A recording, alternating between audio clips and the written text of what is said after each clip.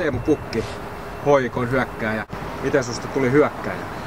No en tiedä, aina on tykännyt tehdä maaleja ja se varmaan niinku ihan heti ekoista treeneistä saakka on ollut, että en oikeastaan tosissani mitään muuta paikkaa edes kokeillut.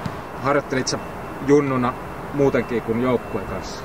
No joo, kyllä tuli treenattu, että just ennen treenejä meni sit niinku esimerkiksi tuntia aikaisemmin ja sitten jäi vähän kauemmaksi aikaa ja tietysti omalla ajalla, että se kyllä kannattaa treenata omalla ajalla, että se kehittää paljon.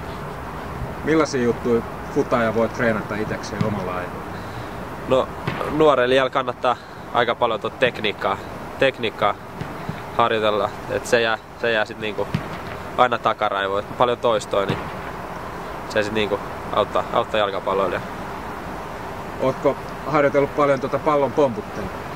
No joo, kyllä pienen oli aina joukkojen kesken kisoja, että kuka saa eniten. Et kyllä sitäkin on niinku tullut pienen poikaan tehty aika paljon.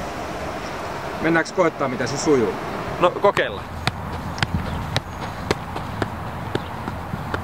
Monta kertaa sitten Teemu oikein meinaat pomputella? 400 on ollut mun enkka, että kyllä me koville kavereille aina hävisin. Mutta kyllähän tätä pystyy pitää tässä. Et en tiedä paljon nyt sais, et ei oo pitkä aikaa tullut kokeiltua mitään enkkoja. Voiko taitoa harjoitella sun mielestä liikaa? Ei tietenkään.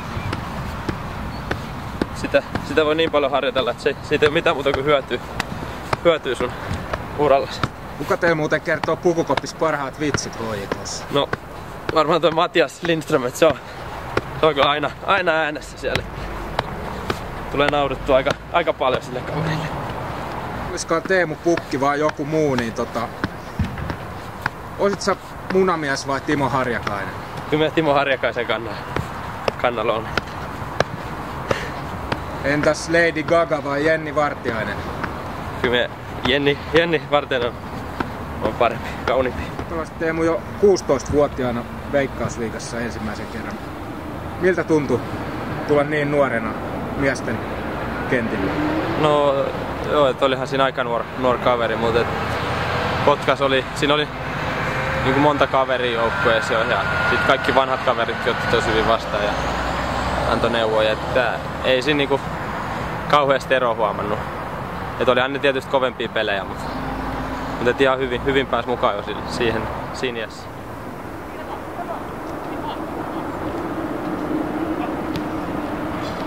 Valita ihan millaisen maalin vaan, ketä tahansa vastaan, missä kilpailussa tahansa, yksi maali, niin minkä maalin sä haluaisit tehdä urallasi?